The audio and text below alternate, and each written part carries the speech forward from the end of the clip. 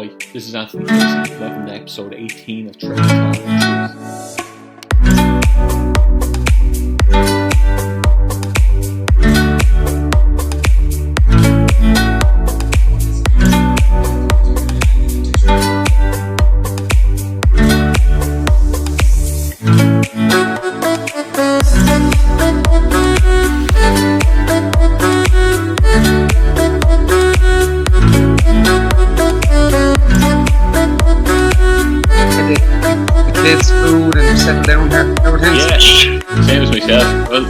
Well, thanks very much for taking this call. I'm talking to Gavin Canavan, who's an Irish Demonologist from County Wicklow. Is that right, Gavin? Yeah, Wicklow Town. Wicklow Town, is it? Yeah. Very good. Well, look, thanks very much for I put out a message to you there, and you kindly obliged taking the call, so I appreciate that very much. Well, no worries.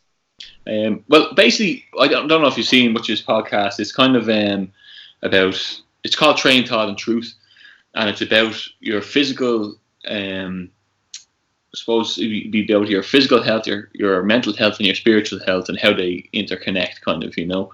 Yeah. We deal with all kind of subjects along that line. But first, you might tell me basically about what you do and maybe what's an average week for yourself. An average week? You mean in the demonology world or just working on... Well, yeah, I guess so, yeah. Well, maybe you could start with your background and where you were raised. Were you always a Wicklow man? Yeah, I was raised in Wicklow Town. Yeah, very good. And I lived there for my whole life, basically. I just moved the last year, so I've just settled in somewhere else there. Okay. But yeah, all good. Working in a factory, you know, kids, girlfriend, the usual, you know yourself. Yeah. Very. And tell me, how did you get into the demonology field? It's very strange. I don't know. I was always drawn to demonology, ghosts, paranormal. So about, 20 years ago, 15, 20, it's a long time, I can't remember. I just started studying, reading books, joining paranormal teams, forming paranormal teams. I was in a couple of good paranormal teams. And then after learning all about ghosts, hunting and paranormal, I just got drawn away from it. You know, I started studying demonology. I don't know why. I was always drawn to demonology. I don't know why. But anyway, so I started studying demonology. I started making contacts in the demonology world with top demonologists in America. There wasn't many people in Ireland doing demonology. Yeah. It was just myself. And there's still, I don't even think there's that many people doing it. Yeah. I think what got me into it was there's a lot of people out there and their homes are haunted. Yeah. And they need help clearing houses. They need someone to understand what's going on. Just someone to go into the house, debunk the situation, and clear the house with them. To help them out, obviously. You know, I heard you talking about this. Sorry, you're kind of you sit down with the people and you kind of go through to make sure there's no mental illness involved. First and foremost, kind of, is there a process there you go usually? There's always a process because you see, we do this free of charge. I've flown all over England, Birmingham, Scotland, doing this free of charge. I have a full-time job. If I have a few pounds in my back pocket, I will happily drive anywhere and help the person free of charge. I won't even take petrol money. I won't even take no money. Oh. Because the way I see it is you're here for a short time and you don't know where you're going to go when you die, so you might as well make the best of something. You might as well help someone along the way. Yeah, and I guess that's what we're all here for, really, isn't it? Just helping each other out, get through the struggles. Because I know this particular subject is something that if someone was going through it, I know it would be very hard to talk to people around you about it, you know, because first thing you think of is, you know, mental illness maybe, or, you know, people mightn't receive it very well. But it's a very real thing for people, you know. And I think that, you know, talking about mental health, I guess would you have to be in a good mental state to go in to do something like this? I don't know, to be honest. Yeah, you have to have a sound mind. Yeah. You have to, you see, I spent years doing paranormal, years of studying, and I watched paranormal things. I've done the ghost hunting. You're going in looking for ghosts. You're going in looking, and I've, you know, the way I see it, if you get called to a house, you go in to prove it's not haunted. You go in to prove there's nothing there. Because if you go in thinking the house is haunted, your imagination is going to kick in. You're going to start hearing, you're going to start panicking. You'll just go with the story. So what we do is we do an interview on to email us. We email back and forward for about a month, getting as much information as we can. Then we'll do a phone call, and then we'll set up a date. We go into the house, we sit down, we spend about half an hour chatting, try to get to know the family, make them feel comfortable with us, because you're going into people's houses all the time. They're strangers. You feel uncomfortable yourself. It's a bit nerve-wracking at times. You're going into rooms where there's kids, there's dogs. It's a strange environment. Mm-hmm. But most of the time, these people just need help. Yeah. So we sit down, we go through the process of what we do. We don't make any promises. If it's a real case, you tell us the truth. You don't hold anything back, because we won't judge you. We don't care if you've used the Ouija board or worship the devil. We're here to fix the problem. Yeah. We're here to get them back into religion, to change their views on life. Yeah. Okay. Well, not all the time. We don't make them get into religion. We just encourage them. After this, change the way you are. More positivity in your life. Go to mass once a week at least. Just try and, because when you're asking for help, you have to meet someone. You have to meet halfway. Yeah. Okay. You can't go to someone's house, do a religious clearing, and then leave, and then they just go back to using Ouija boards or witchcraft. It doesn't make sense. Yeah. Were you raised in a Catholic family? Yeah, I am Catholic. Yeah, well, when I was growing up, I wasn't that religious. Yeah. I don't know why I wasn't religious. I never went to mass, went in the hop. The usual what everybody does. But as I got older, and as I started studying demonology, I got drawn to religion, because demonology isn't paranormal. Demonology is religious. Mm-hmm. So you have to become, when studying demonology, you need to study religion first, because you need to get your faith. You need to build up your strength. Or you can't go into a house and do a deliverance or do a clearing and say prayers if I've no faith in God. It won't work. I have to be fully protected. I have to know what I'm doing. When I started studying demonology, the first 2 years, I didn't do a case, because I didn't know how. Okay. They were here to teach me. I was doing online courses. I was reading books. I was, studying the wrong way. So over the years, I've changed my demonology to suit me. I've worked with the best demonologists in the world, and they've taught me for the last 20 years how to do this, how to do proper deliverance, how to do healing. And over the last couple of years, you build up discernment. It's like demonology, how to explain this? After the Conjuring movie, I had a lot of teenagers ring me saying, I want to be a demonologist. I've seen the movie. I want to do this. And I'm trying to explain to you have to go to mass. You have to be holy. Yeah. You need your protection. The problem with demonologists, you need to be drawn to demonology. It has to be for you. It's not for everybody. It's like a psychic or a medium. They're born with something. Yeah, yeah. And what's your opinion on, just as we're touching on psychics and mediums?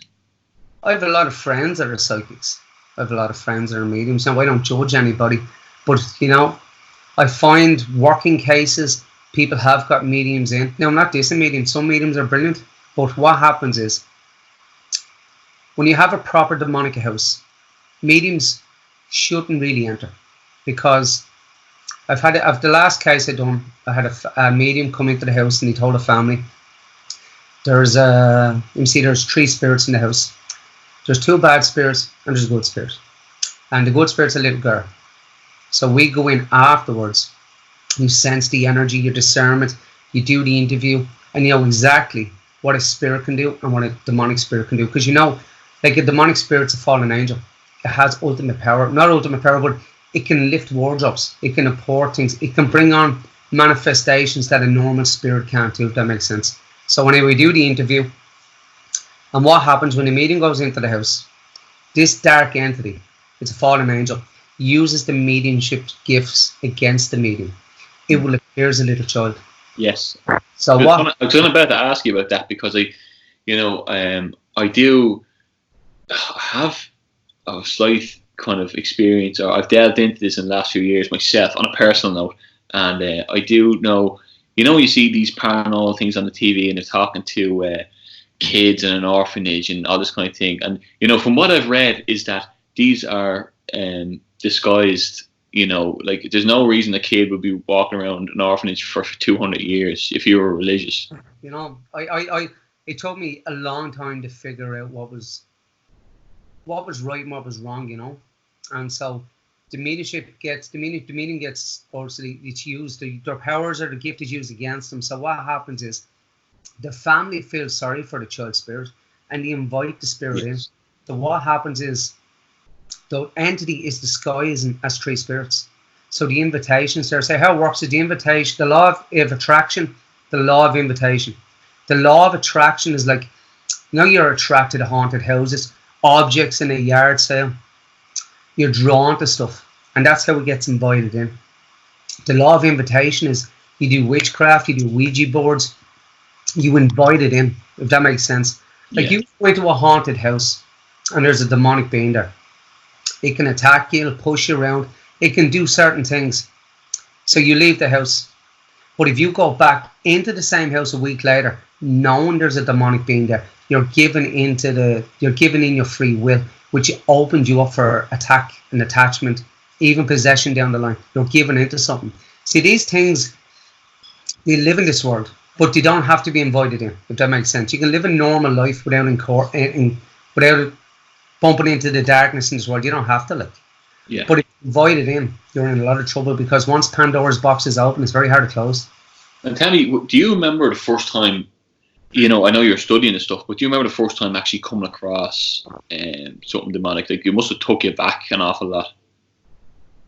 I started off, and then, Jesus, I was brutal, very brutal. I was so bad because, there was no one, when I started off, no one believed in demons. There was paranormal teams didn't have time for demonologists. Mediums don't believe in bad ghosts. And you're by yourself, you're isolated, so people are ringing you. You're going into people's houses by yourself and freaking out yourself. You're like, how do I do this? How do I do deliverance? And you're trying to sit down and you're talking to yourself. You're saying, right, this is what I've learned and studied. And over the last couple of years, all the books in the world, all the studying won't do anything. It's basically going into a house and doing it. That's where I got the experience from. Yeah. So I go into a house starting off, and during the night I'd Skype someone in America, say, listen, I'm in a house, can you help me out here? So he'll explain, my friend would explain to me how it is, how it feels, what to do. So I've always had people in the background for the first couple of years helping me. Yeah. Now, believe it or not, like, I go into houses I do it on a monthly basis because I have a family of kids. It takes us a month to do a case, to build up, because the thing is, when we do a case, say we go to Kerry, I have to book a hotel. I have to make sure the kids are fine that week. Yeah. My partner works with me because my partner is my case manager, Karma. She's fantastic. She knows a lot about mental illness, everything. So she'll go into the house, she'll do the interview, and she'll be able to tell me, listen, there's something wrong here. They're taking tablets. This is affecting them. You know what I mean? Like, she's able to figure people out. Because you have to go through the medication. Well, you're mixing this and that. You're taking this. You're depressed. Could it cause you to hallucinate? Is there, like, you have gas in your house? You have carbon dioxide detectors, because if you go into the same room, there's gas there. You will hallucinate. You'll get the headaches. You know what I mean? You have to prove that it's not a natural cause. That it's not mental illness as well. But one thing is, the hardest thing I've come across is people that do have mental illness, like schizophrenia, would contact me, and then I have to figure out, what's going on here. So I'm going into the house anyway, but after 20 minutes of going around the house, I know myself there's something there. Yeah. Because over years and years and doing it, and seeing stuff and people talking, like, for years before I'd done a case, I've always had, I'm not going to say psychic, but I've always had someone, you can hear people talking, pray to this, pray to him, do this, do that. I've always had someone watch me, and that was for the first couple of years as well. But then it fades out, where you realise, you've been given a ladder. Now you have to step in the ladder yourself. You've got to be your own self. You can't rely on, you know what I mean? You have to rely on faith. You can't have someone hold your hand all the time.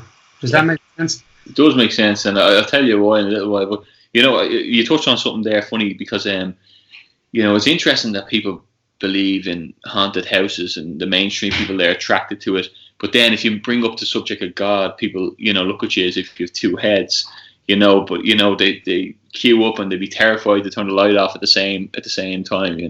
When we go in and we do the clearing, and we remove stuff from people's houses, people are downstairs seeing black shadows walking past, there's banging upstairs, you smell of sulphur, they're screaming while you're praying over them. That's an attachment, like.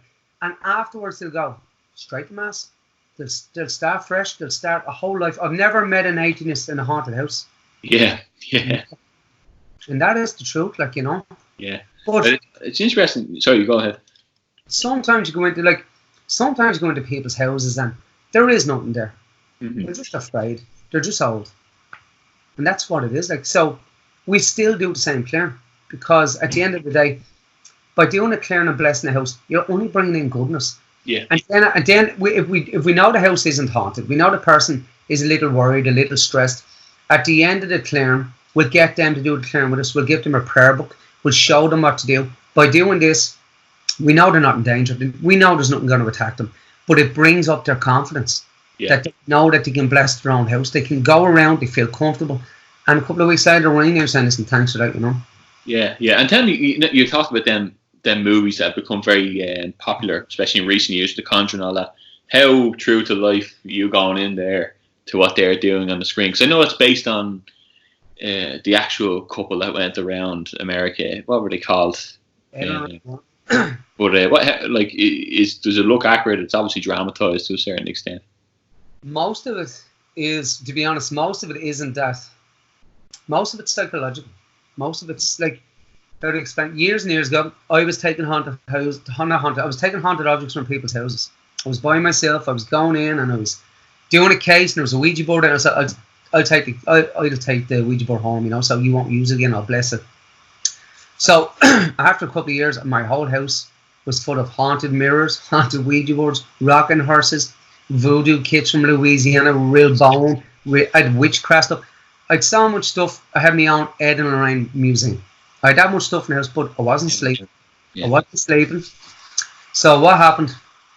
I built all this up, and I convinced myself, you know, this is the right thing to do. You can't burn an object. You can't destroy an object because, you know, people say the energy goes back and it can attack a person. So I kept everything, you know. So what happened was, this is terrible. It's the most frightening thing I've ever experienced. I was just going to bed. The house is cold anyway because it was an old rented house in Wicklow. Going to bed, footsteps started about 3 o'clock in the morning. There was knocks on the wall. There was banging. There was someone standing beside me. I was going, freaking out, like, what is this? What's going on? So I was getting up, turning the light on, doing my own prayers, trying to get rid of it. So I've done that for a few weeks. And then the scratching started, the coldness in the room. You know, I started seeing faces in my mind, creatures with green eyes and, you know, pale, greeny skin, and talking to me. Because the more I prayed in the house, the more they spoke. They said, I heard them laughing, and I was going, boy, what's going on here? Like, and they were laughing, they were going, well, you invited us in. That's all they kept saying. There's nothing you can do, you invited us in. So, basically, I was sleeping 2 hours a night. I was getting to bed drained. I was going to work. I was coming home, going into a cold house. I was always praying in the house, lighting holy candles. The whole house was full of religious stuff at this stage. I was bringing everything into the house. Wasn't making any difference because I invited them in. I was being oppressed at this stage. They were talking to me. They were sitting on the bed. They were lying beside me. Then one night, I felt a hand here, and I said, I said, I'm dreaming. I'm stressed out. I haven't slept. This isn't real. So I felt myself being pushed back into the bed. Really forcefully pushed in. I said, this isn't right. And I felt a hand grab me by the leg and pull me straight out of the bed. And I got up, and I was in bits. I was like, what am I going to do? Like, so go to bed. Then the next day, the room would fill up with shadows. This lasted about 3 or 4 months, and geez, I didn't know what to do with that. So anyway, make a long story short, my partner at the time, well, I'm still going with her at the time, and she came into the house, and I was going out with her about, I think, a few months at this stage, and she didn't really believe in the demonology and stuff, you know. And then I think after a couple of weeks, we were sitting watching TV, 3 loud bangs on the wall. I was like, oh my God, what the hell? So we went out, opened the door, no one there, happened 3 times. And she witnessed it, and I just thought to myself, this is good. I don't mean to frighten the girl, but at the same time, I know for a fact that I have not been stressed out. There's no mental illness. I haven't overworked myself. Does that make sense? Yeah, it does. You can only do so much before you burn out. Yeah. So anyway, I knew for a fact that something was going on. So anyway, I don't really get into personal stuff, but for the safety of my missus, going home in her house, because when you do demonology, I was told years ago it's the most dangerous job in the world, and I never understood that. I thought you should just go in, clear houses, go home. Your family, your loved ones will always be a target. And I've had frights, I've seen stuff, but at this stage, you're worried about your partner. You're worried what's going to happen on the way home. So anyway, I'm not going to say, but stuff started happening in her house that was frightening me, frightening me. I was worried sick because I knew for a fact that I've caused this. This is my fault. You know what I mean? Yeah. And at the time, my partner wasn't my case manager. We weren't really doing cases. We were only getting to know each other, and it's hard to meet someone and you tell someone, I'm into demonology. Clear houses every week. So anyway, there was a bit of a fright. Something major happened where, I don't know, it's like she heard, it's like, I don't want to get into personal, but it's like, not that she heard something, it's like she came across something where she heard someone saying to her, you will become a target for a reason. And we didn't understand what that was. And the fear that was put into me, that I went out, and now I spent years doing cases, building up all this collection. I put it all into a van. I drove it up to private land somewhere, dug a hole, rang a few demonologists, where it does say in the Bible, and it does quote in the Bible, I can't think about it, where the town villagers brought out everything unholy and burnt it in the middle of the town. And basically what that means is anything unholy can be burnt. Yeah. Does that make sense? Yeah. If you, people say you can't burn these objects because the energy goes back and will attack a person. But if you've got faith in God and you believe that God's a lot stronger, there's more goodness in this world. That if you do something properly and destroy it properly, it will stay gone. Right. So with certain prayers, used holy oil, and I burnt everything I owned in one night. Gone. Went back to the house, done my own blessings, clearings, gone. No more haunting, nothing. It's amazing, isn't it? But actually, funny enough, I contacted you as well. I had, since I had this podcast going, I've been kind of delving into certain things, but I have my own story that's not too far from what this is. When it's back as young as I can remember, say 3 or 4, I'd wake every night and see shadows. And so this went on for years, every night after night. I remember I couldn't sleep. My parents would kind of say, what's wrong? They can't do anything. So this went on from the age of 3 to about the age of 15 or so, say. And I got 1 or 2 scares where I felt like I was being grabbed into the bed and things like this, very, very frightening stuff. It disappeared for a little while, and the kind of age of the internet started to come around where Google was live, and I remember going back in and saying, okay, I wonder if anyone else has seen what I've seen, and I got these millions and millions of hits, and I seen what is, look, the exact same description of what I was seeing. And I ended up going to, I went to a fortune teller, and it's supposed to be very famous, so I won't say his name right like that, but sat down with me, went through a whole thing, and he said, you have 3 questions, and I said, look, this hasn't happened in a couple of years now, but all my life I was growing up, and this has been torturing me, because nobody I speak to knows what I'm talking about. And I said, these shadows would appear, and it's like a feeling of dread, and they'd be so clear, as clear as I'm sitting with you, filling up the room. And he said to me, yeah, they are real. And he gave me a book to read or whatever. Now, the next night, for the first time in years, all over the place. And, I felt as though to myself that I let that back in by going to a medium about it. Now, I was going out with a couple of, a girl at the time, and one night leaving her house, I hadn't told her, she rang me and said there's shadows all over the room, or I'd been there before, just on the way. And I met 2 or 3 girls along the space of a year or 2 who'd said the same things, and I really didn't know what was going on. I was I was afraid to kind of live by myself, and with work I was away for a while, and I was staying by myself. And this was only about 4 years ago. It came back like a ton of bricks, and I couldn't. So, if you think about something, if you think about that, if you an attachment or something around you, if you think about that, you draw a step forward. Once your mind is always thinking about it, you fear, your subconscious, you draw it straight back in. Yeah. If you don't think I will say, I don't jump in the story, but I've always said this to people. Every single person has got a soul, and you've got an auric field. The auric field's around you. If you're a happy person and bubbly, your auric field is bright coloured. Your vibrations are really, really good. But if you're a cruel person, you hurt animals, you hurt people, you're not good, you hurt animals, Your auric field changes, goes darker. Your vibrations completely change. That attracts darkness. They will cling onto you and they will influence what you do. So what I always say to people in haunted houses, if you live in a dark house, change the vibrations. Paint the walls yellow. Do up your house. Get rid of the darkness. Let brightness into your house. Change the frequency, the vibrations. Sorry.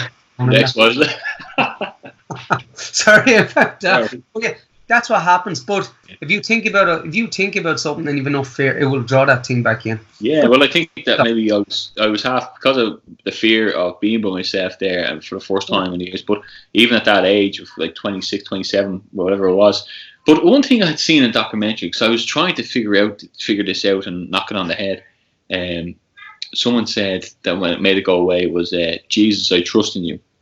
And I did say that one night, and it all did disappear. But kind of as a skeptic, I didn't expect much from it, but it did, and everything changed straight away from it. And ever since that, I've been on this. It happened once or twice, and the minute I said Jesus, I trust in you, it disappeared. And I've been on this kind of a strange few paths led me down the way to churches and people asking me directions to certain places and leaving one seat in the pew. A lot of things started happening where now at this stage my faith is very strong and nothing like that happens anymore, and nor do I fear it, but I know how real it is. You know something, like I always say to people in haunted houses when they've been thrown around the house and you hear growling, you go into people's houses and you go upstairs, you're doing prayers, you're doing what you know how to do, you hear the growling around, you hear a name being called and you go, oh, here we go. You feel yourself being pushed, scratched, and I always tell them, if there wasn't goodness around, if there wasn't angels around, you'd be dead, they'd kill you. So you're being protected, but the activity's happening because it's been invited in. Yeah. But they're allowed to do so much. You see the infestation stages when your house is haunted, and then they go from haunting the house, that's just to build fear. When enough fear is built up and you release enough psychic energy, they go from haunting the house to basically haunting you. That's called oppression. Oppression works inside and outside, internally and externally. Inside is when you start feeling alone, you're stressed, my family don't like me, I've had a bad day, geez, I don't like myself, I just can't cope, right? So you're being oppressed and you're being moved to one side. These things will pick the weakest person in a room. So you've been isolated from your family, you argue, you fight, you get headaches, you get angry, right? And then the external oppression where you start seeing the shadows, you start seeing the figures, you start talking. And what it means is they're emotionally breaking you down from inside and you don't even know that. They're breaking you down for one reason, either to get you to take your own life or possess you. They cannot possess you, they'll kill you. Yeah. Now, possession basically means they basically control you. They're not inside you, but they're inside you basically, but they have control of you. They won't leave, they'll stay there. Because by doing this, they're breaking you, they've taken your free will which God has given you. And that's what it's all about. They're hurting God and they want to kill you. But the thing to say, most people don't realise as well how demonology works. And I don't get into too much religion. People think, man made us in his image. The devil didn't want to worship us, all that stuff. But what really happened was, this comes from the Vatican Church as well. Certain priests spoke about this. Believe it or not, right? When God created human beings, God created angels, created human beings. Everybody gets tested. Adam and Eve in the garden, you know what I mean? They get tested, but God tested the angels as well. He never showed himself to the angels when he created them. Because if he shown himself to the angels, they would never betray him. Does that make sense? Yeah. There's be no reason for faith. Oh, absolutely not. So what happens is he gives them the information, he gives them the knowledge, and he says, I'm going to create human beings. I'm going to make them in my image. What if you angels get upset about this? Then he goes on and he says, I'm going to come down to earth as a man. And they're like, why would you want to come down to earth as a man to your God? Like, these things, they're just blood and meat. But you see where the ego and pride is coming up, but we're better than that. We're pure spirits. Why would you want to do that for? What do we want to worship them for? And then, guys, this is the maddest thing. This is the part that kicked it off, right? Then he goes, I will be crucified. I will die, but there will also be a woman. And this really, what do you mean a woman? The Virgin Mary will be Jesus' mother. She will be, I'm the king of heaven. She will be the queen of heaven. She will be over all angels. She's the mother of God. She's the mother of heaven. They couldn't hack a woman being in charge, basically. So they fell. That's what caused it. Basically, it was a human beings of free will, mostly the Virgin Mary. So all exorcists would tell you they fear the rosary the most. That's what they always tell people. You mightn't think about, if you're in a haunted house, say the rosary. It's the most protective thing you could do, because even during an exorcism, the Virgin Mary always appears. She's always there helping you. Even when, say, when someone's possessed and the Catholic Church or an exorcist priest is doing the exorcism, and then he questions the demon, it always says, Mary, we're afraid of Mary. We don't like Mary. It always comes out because the information, that's where the books come from years and years of exorcism, to get the information, the drill, to get as much information as they can, if that makes sense. Yeah, it does. And, like one or two, like, it really, in certain ways, yeah, it's hard to talk about it as well in a lot of ways. And but it does, straight away when, when I really caught what something was going on was when someone in the room suddenly said, "Do you see that?" And I said, "Do you see that as well?" Like, I've been seeing that forever, you know what I mean? And this happened with multiple people. And then there was a night where, I want to throw this at you because it's similar to a concept I found later on, and where I felt as though a choking where you can't move, and I seen this, this thing that was like that, and I was trying to pull it away, and funny, this happened in my family's house years ago, and my brother woke up, who's actually claimed atheist, but he said that it felt like something hit his bed, and he woke up. It was about 3 a.m. or something, and he walked out of the hallway and heard me gasping for breath, and he shouted in, "Are you okay?" And this thing jumped onto the wall and went away, and I grabbed my mattress and threw it in his room and said, "Fuck that," But this, you come across this a lot, called the old hag syndrome, and I don't know but it definitely something was doing that, or trying to do that on occasion. People are talking about the old hag syndrome, but at the end of the day is, when a spirit pins you to the bed, it's for one reason. It's to frighten you. And the most frightening thing is being pinned to a bed when you're asleep. Yeah. That's where the fear comes from. The more fear you release, the stronger these things grow. Yeah. They leave off fear. And that's where it comes down. Even before we get a case, people will be doing the interviews for a couple of weeks, and then all of a sudden, you're like, Jesus, it doesn't feel right in the house. You go to bed, something sits on the bed, you see the shadow go across. Then night you're worried, Jesus, is anything going to happen to the dog, the kids? Is anything going to come into the house? But people don't see. When I say it's the most dangerous job in the world, because most of the activity doesn't happen in the houses we enter. It happens in my own house for what we do. Like, there's plenty of times driving home from a case, out of nowhere, a car's just gone in front of us and nearly killed us for no reason. Right. Always these things. Once you start doing demonology, you're always a target, because they don't forget you. These things are angels. They remember everything about you. They know who you are. The minute you go into a house to do with cleaning, you can have a child walk up to you and go, "He's upstairs waiting for you." And the man that's going, what did you just say? He's upstairs waiting for you. What the?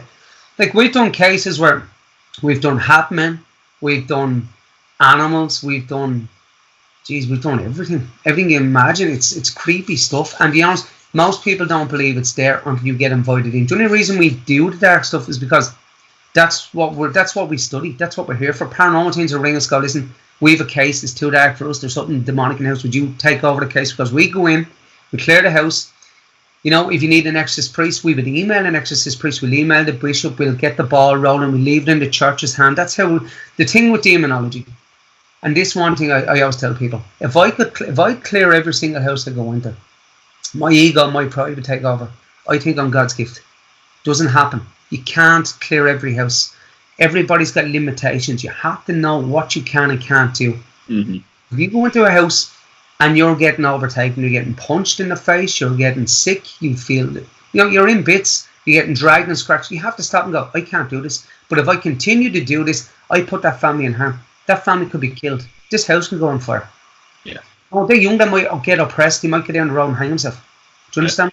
The husband might kill his kids, kill the wife, kill himself. Yeah. And do you think that a lot of cases of suicide, I know from going through this, whether people are listening, they think it's real or not, it's definitely psychologically real. Like, that person feels 100% it's real. And I, to this day, in my mind, it's as real as his computer. But do you think this there's a big case to be made that I know how it feels and how it can weigh down on you over time, that people have gone to their deaths over this and people aren't aware of it?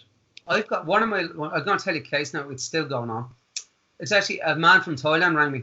and he was going through a hard time. He sent videos of his wife, who's a pastor over there, praying over him. He's screaming. His eyes are black. All that stuff. Yeah.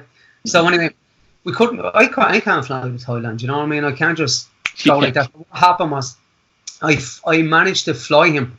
Well, he had money. He had a good job, so we managed to fly him from Thailand to America at the moment, where a good friend of mine is actually doing deliverance ministry with him the last 3 weeks.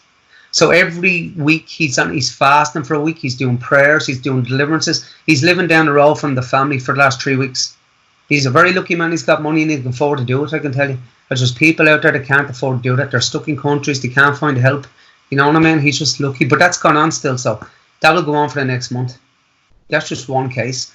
Yes. There's cases all the time that would freak you out. Like, you know, one thing I was going to say to you, like, in terms of, you know, you had this drive for demonology, you're saying, you know, and do you think that people are guided towards a certain path that they can help people out in? Because I know one of the reasons I had the spiritual side of this podcast was to deal with this subject, because I know when I hit the millions of views on people going through this stuff, and I was saying, you know, his faith thing works. Like, I, as a skeptic, the faith was what made this all disappear for me. But do you think that you were guided towards this path to help certain people in certain times? To be honest, you know, I don't. We'll be doing it, like, the first couple of years is a struggle. I've changed my demonology so many times, where I've come to a plateau now, or come to an area now where I'm happy. Mm-hmm. Everything's working for me. I've got, even looking here, I've got, you mightn't see it, I've got holy oil here, blessed by a top exorcist priest. I've got stuff given to me over the years that I use. You know what I mean? I'm lucky that stuff just falls at me. But for years I didn't have anything. But now the last couple of years, I'm doing a good job. We're doing it properly. You know, we're doing the proper interviews. We do case files. I've got 5 folders that big over there. They're just cases for just like if you can see that. Yeah. They're case files. And there's 4 or 5 of them over there. I spent years building. Building a library of books, and I mean, I've got books out there worth a lot of money. Yeah. I spend all my money on books. I wanted a library, so I built myself a library. I've books out there you can't even get. Of Necronomicons you can't get.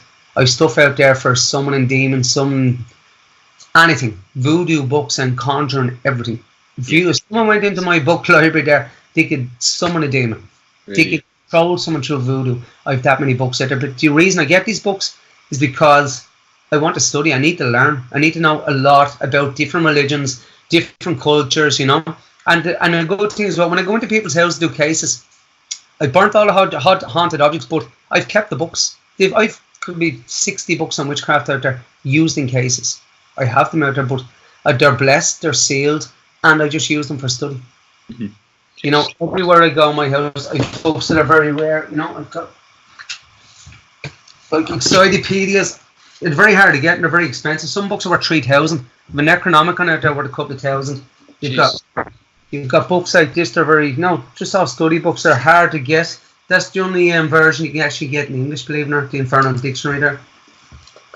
That's just about like reading on the Jack's. Yeah, to be honest, most of the stuff. I'd say it's tough reading. But most of my study and most of the stuff doesn't. You don't use it, to be honest. Yeah. You know, you have an idea how things work. You know, people have this thing of reading the internet, you know, doing demonology, you must study demons, you must know every single demon. I spent years doing that to start doing those. What is the point? Yeah. That makes sense. Like, I said, there's no point. Then I've got demonologist friends that are real Christian demonologists, you know, the deliverance ministries come, you know, you got the demon of lust, demon of hate, and all these. I said, you don't need all that. When you go into a house, you're there to clear the demonic that's in the house. You have certain prayers that you use that challenges everything. Does that make sense? Mm-hmm. That moves everything from a house. To know a demon's name is dangerous because you can bring that forward. You don't need to know a demon's name. The only person needs to know a demon's name is that an exorcist priest when he's doing an exorcism. Because during the exorcism, at the end of it, the demon will give up its name. And when it gives up its name, it's weakened. And then he casts it out. That's the only person who needs to know names. There's no, if you go into the house and go, right then, I bind or whatever, Beelzebub or Asmodeus, or you don't know who you're talking to. Mm-hmm. Does that make sense? I go into a house, when I get called to a house, I always say, straight away, I don't care if there's friendly spirits there or this is a child spirit. That's bullshit to me. Yeah, yeah. It's bullshit. There's no children's spirit out there that's in a house with a demonic being. Like, Yeah, yeah. oh, God isn't. It's the big thing. I had a friend of mine who was atheist until this year, and I remember he went to Australia a few years ago, and one of the first things he saw, he was going out with a girl, and they went to a fortune teller, and she said him these nightmares of her, and that's just your granddad trying to, knocking the door, let him in, and as soon as she did, he said he woke up one night and her eyes were black, and she was muttering these words. Now things I think followed him home up until this time last year. He was atheist. He didn't believe in God, but he knew these things were happening. But he was talking to there was like farmers or something that were praying for him that was lifting it for a certain amount of time. And then he came this year and he said, I do. There's too many things saying, so I do believe in God now. Yeah. But he said he wouldn't believe in Jesus because he didn't believe in a man who walked around the desert. Now I'd be a strong believer in Jesus because that was the one name that took everything away from me. So Jesus might be a man, but then he's not a man as well. He's God. Yeah. You know what I mean? He had to die. He had to do what he had to do. I suppose he had to change the way things were. You know what I mean? And that's exactly what it is. But if you've no faith, you could get trampled. If you're an atheist, you could be taken over very easy. Yeah, First, very dangerous. That's what I said. I said, why don't you ask these priests who they're praying to? Because I'm sure you get a few answers then. But the thing is as well, going back to children's spirits, you go into the house, you're being pulled out of bed, you've been slapped and punched. That's anything dark isn't good. Yeah. Just children's spirits are not in haunted houses. Like, I know a couple of people now. I've read up on it, and I do a lot of studies as well. But I know a couple of people, and I read a lot of testimonies. Yourself going through stuff because you've questioned yourself for a long time. Is there what's real, what's not? And to be honest, like at the end of the day, if you're gonna go to a fortune teller, what are you going for? Yeah. What are you going? Your family's happy. Yeah. If you have faith, they're happy. Mm-hmm. You're opening yourself up to something like. Yeah. Interestingly, when I told the fortune teller about what I saw right at the end, he wrote down a book. You can do what I can do and all that. And years later, I know that would have been the wrong path because personally, I don't believe that they're speaking to anything that's positive. Their voice that they're getting. Can I say something? I'm going to tell you something. I'm trying not to be a hypocrite here. I have friends that are mediums. I started off years and years ago doing stupid stuff, not stupid stuff, but I started off doing. I learned everything about the paranormal. I studied mediumship. My friends are mediums. I was trying to get into that circle. I was doing psychic work.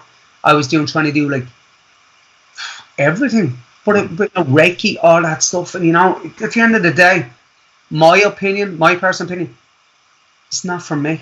The only thing that worked for me was religion, and religion was meant for me.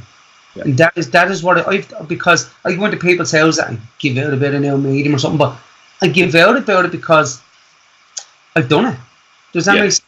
I've studied parapsychology, I've done mediumship, I've done psychic, I've done Reiki, I've flown to England plenty of times to learn how to do deos and clearing workshops, you know what I mean?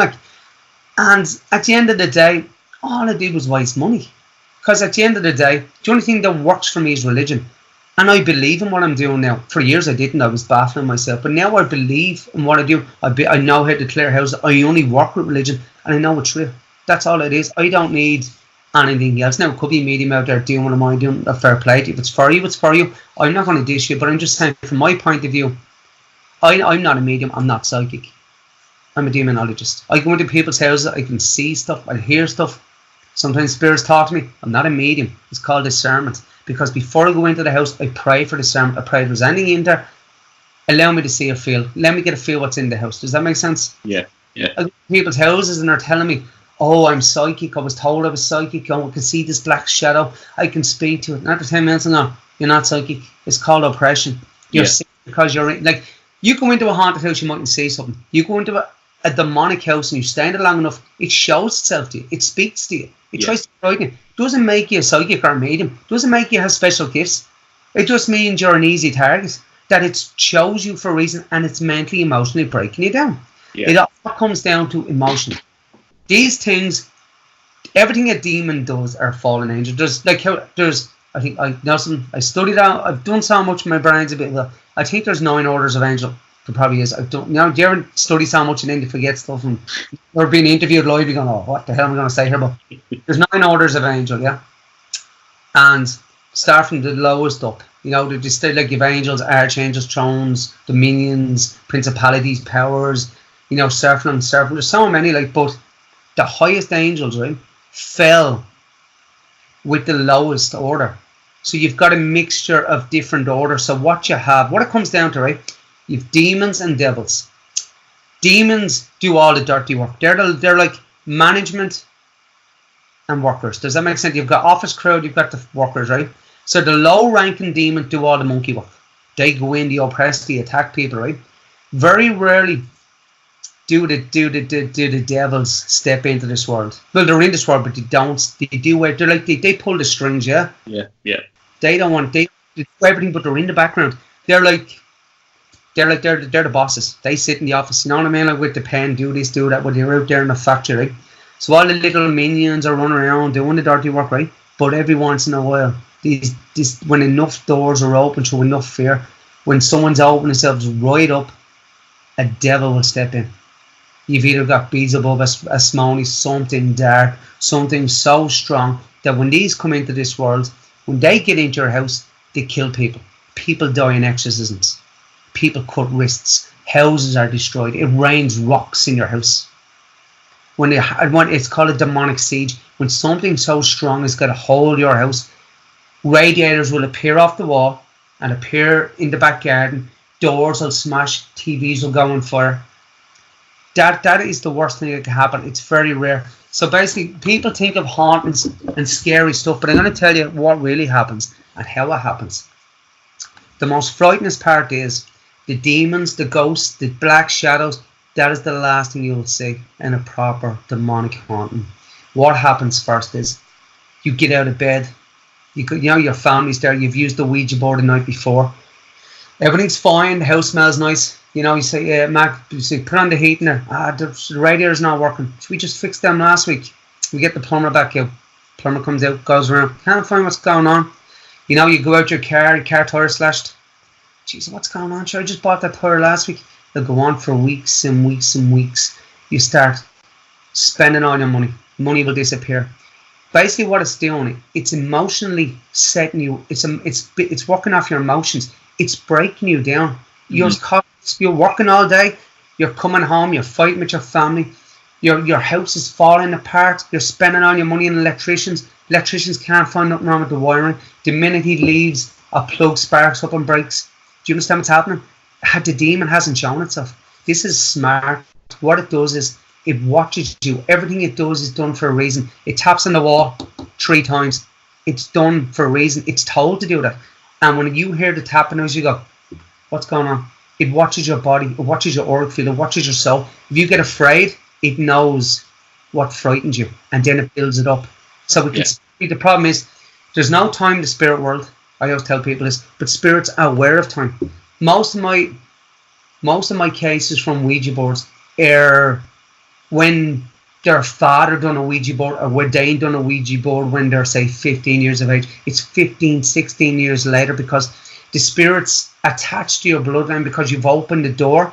They step in. They don't have to do anything. They don't have to show themselves. They've attached to your bloodline. So you've done that. They'll sit back because there's no time. They're aware of time. Time is nothing to them, right? They'll study it. They'll watch it. You come on from work. Your child is sick. Your wife's arguing with you. You start to have a little bit of a nervous breakdown. You're upset. That's when it attacks your emotions. That's when it builds up the isolation. It makes you fight with yourself. It drives a family apart. Does that make sense what I'm saying? What exactly is the shadow element?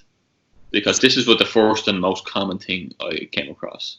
Shadows, these things can show, these things appear as shadows, black shadows, because that's what they see themselves as. But unfortunately, they can appear as anything they want. They appear as black shadows to frighten you because you're afraid of a black shadow. If you appear as white go past, you'll go, sure, that's just a spirit or that's the sun, but black shadow would frighten you. That's what they are. They're darkness, they're black, there's no light in them. That's why during the psychic hours, say from maybe 12 o'clock to 3 o'clock in the morning, that's when they attack you. Because in the darkness, they have full control. Does that make sense? They come out at night. But most of my clearings I do during the day. I used to do clearance always at night time, but at night time, you're staying in people's houses, everybody's up, you're doing your clearing, fear is being brought up, psychic energy's being released because they're downstairs, they're freaking out when you're upstairs, going against something, there's banging, they're getting more scared, there's more fear. But during the day, we have the advantage. Yeah. Because there's light, it's positively, there's light, there's essence, there's everything there. To do with clearing during the day, it can be as dangerous, but you're in more control. Yeah. Like the boys upstairs doing the clearing, the lights come out, you're in total darkness, you can't open the door, panic kicks in, your adrenaline goes up, well, it pulls you back, you're screaming, you're fighting, and what happens is, and when you explain this to people, they go, oh sure, you just throw holy water, say your prayer. It doesn't happen that way. When you're pinned down and you're pulled to the ground, the fear alone is something weird, because it's invisible. You don't think, you can't talk, nothing works for a few minutes. Does that make sense? Yeah. It controls everything. Yeah, and it's interesting because when a couple of times it did come to it, obviously, first I was thinking, why would this happen? Sometimes it makes me angry, kind of thinking in my own way, why would they go after a 4-year-old, why from that age? And then now, the last time something happened, I was faith-based, and I was more angry when it came out, and not afraid as much, and I said to Jesus, I trust you a few times, and it went away like that. Now, so you have to think, right, if I was a demon, yeah, and I was invited into your house, right, and you had a family, the wife and your kids, right, I would pick a sick child. Mm-hmm. Now, with two things I could do. I could frighten that child to death. I could make that child cry and scream all day. That would stress you out. Your child's not sleeping. You understand where I'm coming from? It would freak the family out. They're all emotionally unstable, right? And then eventually I have to show myself, because God gave rules. They have to show themselves. You invite them in. Over time, they have to let you know they're there. Yeah.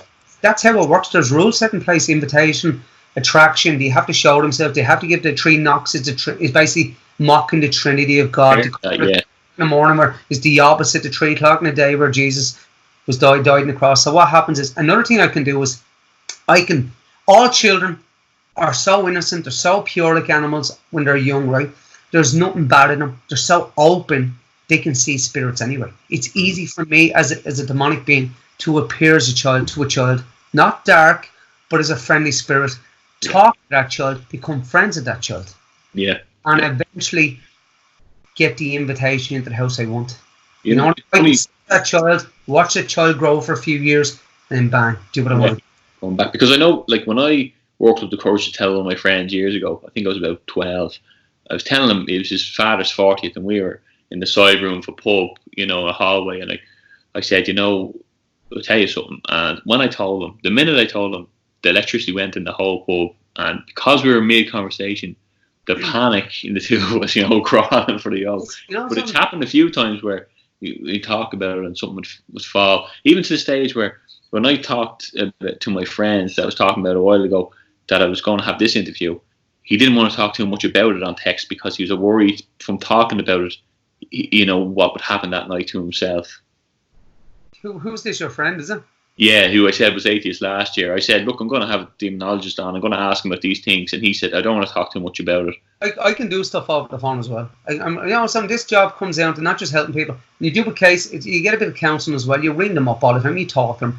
You talk them through stuff. I'm not a counsellor. I'm kind of saying I'm a doctor. I'm not a counsellor. But, I've gone through a lot of my time. When I was living in my house until I got the haunted objects, I knew for a fact if I didn't do something, I would be overcome. I would die or get possessed, because you can't hold out forever. You can't hold out forever. You need help eventually. So, I've gone through a lot of stuff. And I go into people's house and say, well, I seen a black shadow. I could say, yeah, well, I seen a black shadow. I know how you feel. I know exactly what's going on. I got pinned to a bed. I got pinned to a bed. I know what it's like. I'm scared. I see stuff. Yeah, I know. And to be honest, I'm not the bravest man in the world, I go upstairs to do deliverances, and I get scared too. Anybody tell you they're not scared is a liar. It's bullshit. I gave up paranormal for one reason. I sat down one night and I thought to myself, I'm here last week doing a paranormal show. There's a lot of people coming in. We're bringing 70 people around about a building, and we're doing shows and we're showing off. And then a week later, I'm trying to clear a house. And I sat down and goes, I can't do both. I can't bring spirits forward last week, looking just to entertain and then get rid of them the week later. It Yeah. does work. It's too dangerous. I watched a lot of paranormal teams in the last couple of years, and all of them are doing Ouija boards now. All of them are doing Ouija boards, and they're bringing... No, we're not giving out about them. I'm just saying that at the moment it seems okay. They're getting the communication. They're bringing the public in. That's you're doing your thing. But I can tell you, I'm not judging you, but it will be like... But all my cases have been years later. Yeah. So all these people that you bring in and you're using a Ouija board with, and they pay €15 to go something, you don't see from them, you don't hear from them again. So when they go off back to their own world, with their own families, who's not to say that they brought something with them and that person could hang themselves 3 years down the line? That could be your responsibility, but you'll never know. Yeah. Because it doesn't happen straight away. So all these people are using Ouija boards. I'm not giving out. I'm just saying, you know something? You know, it's dangerous, and a lot of people come on the Facebook and they're on YouTube and they're saying, oh, well, we open the board up, we close it down. There's no such thing as opening a board up and close. This isn't. Paranormal is not a game. Mm. You become a game. You become the toy. You cannot control a spirit. You cannot control an angel. You can't. When human beings are full of ego and pride, you know, you have this thing going around now where, you know, I went into the house and I had to give these spirits healing. Who are we to give spirits healing? How do you know they're spirits? Why would we want to give a spirit healing? If you're in the spirit world, surely there's angels there if you need help. Who are we to say, I'm going to give you a bit of healing there to move you into the... No, you not. I find it wrong. I don't like it. It does. I don't agree with it 1% because there's just something wrong about it. You know, there's verses as well in the Bible, I know, that the Bible actually is specific about this. I think it's referring to mediums. It's, you know, those who talk to the dead are fools because the dead have nothing to say. You know something? I have to be realistic here as well. I have a lot of friends that are good mediums and they do a lot of good work.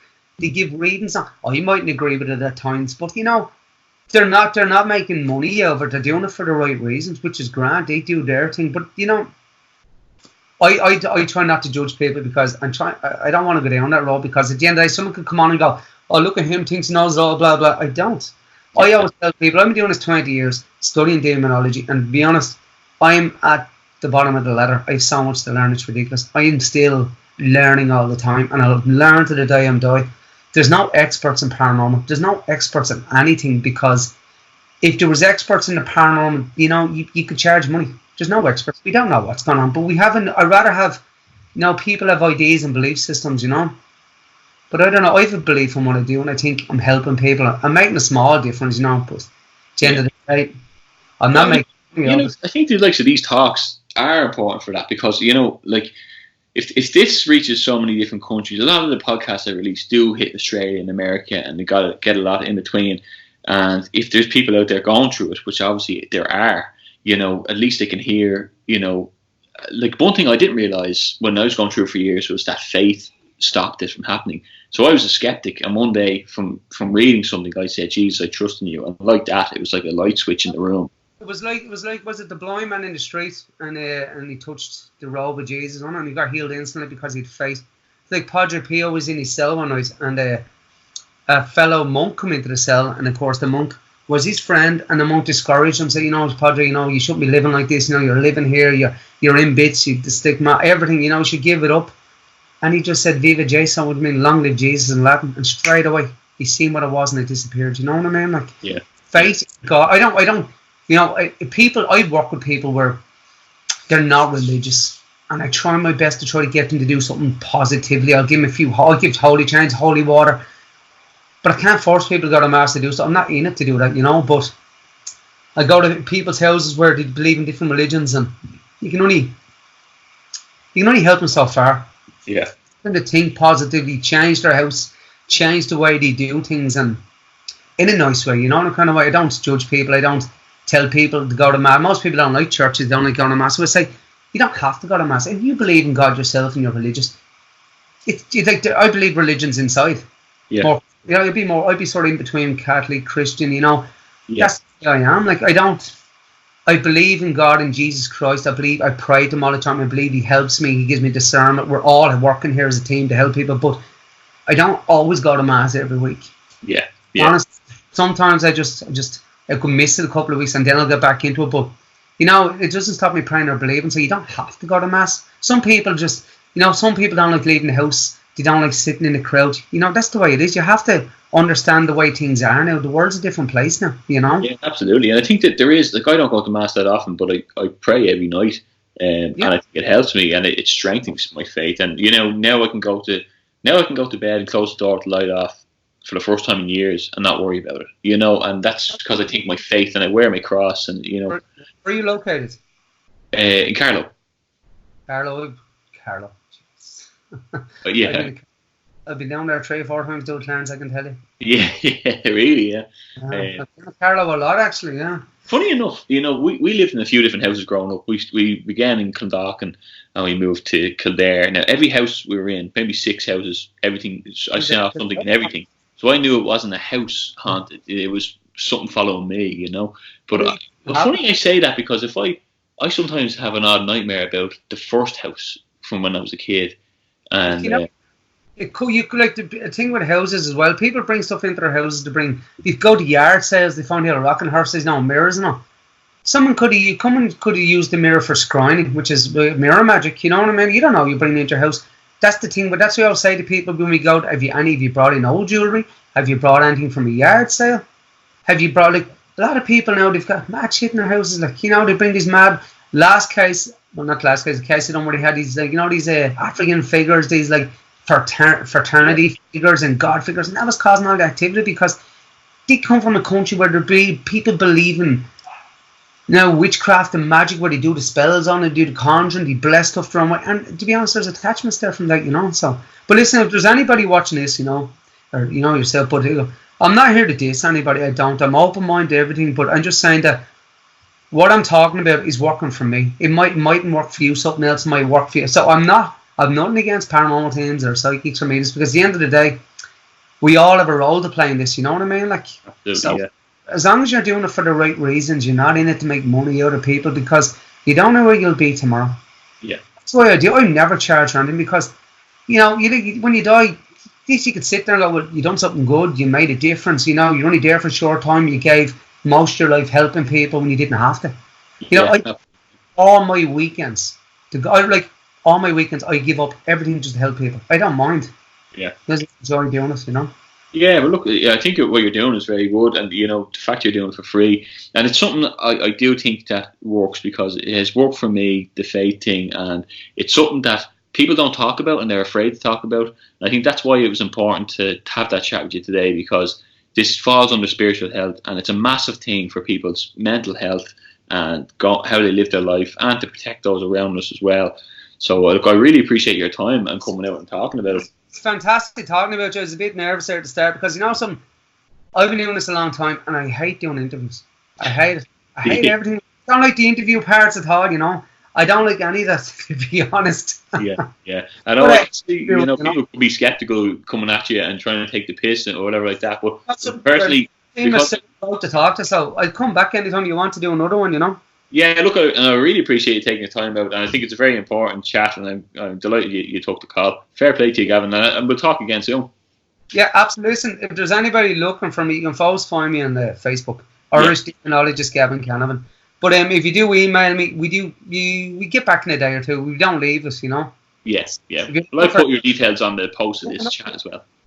All right, thanks very much. That was awesome. Thanks, Gavin. Thanks. Bye. God bless. Bye.